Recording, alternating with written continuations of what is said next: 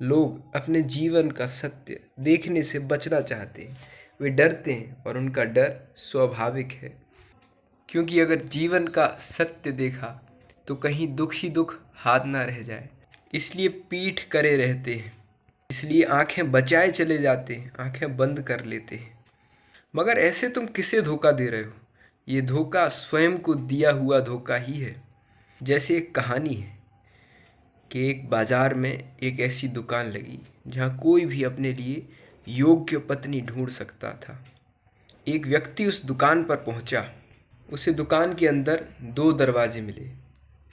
एक पर लिखा था युवा पत्नी, दूसरे पर लिखा था अधिक उम्र वाली पत्नी। उसने पहले द्वार पर धक्का लगाया और अंदर पहुंचा। पत्नी वगैरह वहाँ कुछ नहीं मिली। फिर दो दरवाजे, एक पर लिखा था सुंदर, दूसरे पर लिखा था साधारण। फिर से पहले द्वार पर धक्का लगाया, वहाँ कोई था ही नहीं, न सुंदर न साधारण। सामने फिर दो दरवाजे मिले जिन पर लिखा था अच्छा खाना बनाने वाली, खाना ना बनाने वाली। फिर पहला दरवाज़ा चुना। एक पहले पे लिखा हुआ था अच्छा गाने वाली, फिर दूसरे पे लिखा था ना गाने वाली। युवक ने पुनः पहला दरवाज़ा चुना। अब आगे लिखा था दहेज लाने वाली, दहेज ना लाने वाली। ठीक हिसाब से चला, समझदारी से चला, गणित से चला और उसने पुनः पहले द्वार पर धक्का लगाया। पूरा नाप तोल के चल रहा था, पर अब उसके सामने एक दर्पण लगा हुआ था और उस पर लिखा था आप बहुत अधिक गुणों के इच्छुक हैं। अब वक्त आ गया है, कृपया आईने में एक बार अपना चेहरा भी देख लें। ऐसी ही जिंदगी है, चाह चाह चाह। बहुत द्वार टटोल रहे हो, दरवाजे टटोल रहे हो, भूल ही गए अपना चेहरा देखना। देखना ही भूल गए अपना चेहरा। जिसने अपना चेहरा देखा उसकी चाह गिरी। जिसने चाह का सहारा पकड़ लिया, एक चाह दूसरी चाह में ले गई। हर दरवाज़ा दो दरवाज़ों पे ले गया। कोई मिलता ही नहीं, जिंदगी बस यूं ही खाली रह जाती है। यहाँ कभी किसी को कुछ नहीं मिला। हाँ, हर दरवाजे पे आशा जरूर लगी है कि हाँ आगे और भी दरवाजे हैं। हर दरवाजे पे तख्ती मिलेगी कि जरा और प्रयास करो, कहीं और मिलेगा, जरा चेष्टा करो। आशा बंधाई, आशा बंधी, फिर सपना देखा लेकिन खाली ही रहे। अब समय आ गया है, आप दर्पण के सामने खड़े होकर अपने को देखो, अपने को पहचानो, जरा जानो। जिसने अपने को पहचाना फिर वो संसार से कुछ नहीं मांगता, क्योंकि यहाँ मांगने जैसा कुछ है ही नहीं। जिसने अपने को पहचाना उसे सब मिल ही गया। जो मांगता है, जो नहीं मांगा था वो सभी मिल गया।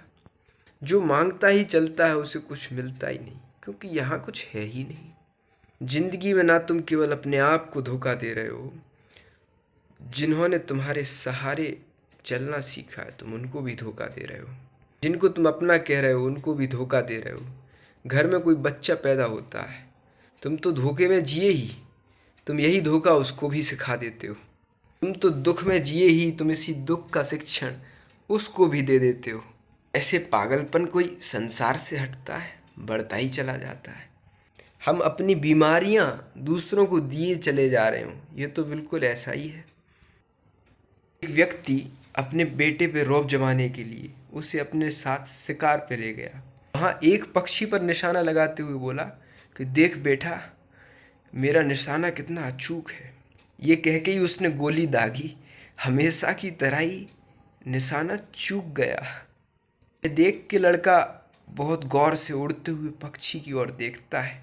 लड़के का पिता बोला, देख बेटा देख, पक्षी मर के भी उड़ रहा है, पक्षी मर के भी उड़ान भर रहा है, देख कहीं बाद में देखने को मिले या ना मिले। कितना आश्चर्यजनक है। मगर कोई मानने को तैयार नहीं कि निशाना चूक गया। लेकिन बेटे से कह रहे हैं कि देख बेटा देख, चमत्कार देख, निशाना चूका नहीं है, निशाना तो अचूक है। पक्षी उड़ रहा है, मर के भी उड़ रहा है। अगर तुम्हारा निशाना चूक गया हो तो किसी को भूल के भी आशा मत देना कि पक्षी उड़ रहा है। आश्चर्य तो देखो, पक्षी मर के भी उड़ रहा है, निशाना तो अचूक है। तो भूल के भी ऐसी आशा तुम किसी को ना देना। भूल के भी ये आभास मत देना कि निशाना लग गया। अपनी हार को स्वीकार कर लेना। इससे तुम्हें खुद तो लाभ होगा ही, औरों को भी लाभ होगा। अपनी पराजय को स्वीकार कर लेना, यही तुम्हारी पराजय तुम्हारी विजय की पहला कदम बनेगी। इस अकड़ का कोई सार नहीं है। इस अकड़ को व्यर्थ जानना, ये अकड़ व्यर्थ की है। व्यर्थ की अकड़ के चक्कर में किसी को धोखा मत दिए चले जाना। अपनी पराजय को स्वीकार करना, सत्य को सत्य जानना, दूसरे को झूठी आशा मत देना कि निशाना तो अचूक है। देख बेटा देख, चिड़िया तो मर के भी उड़ रही है, मर के उड़ान भर रही है।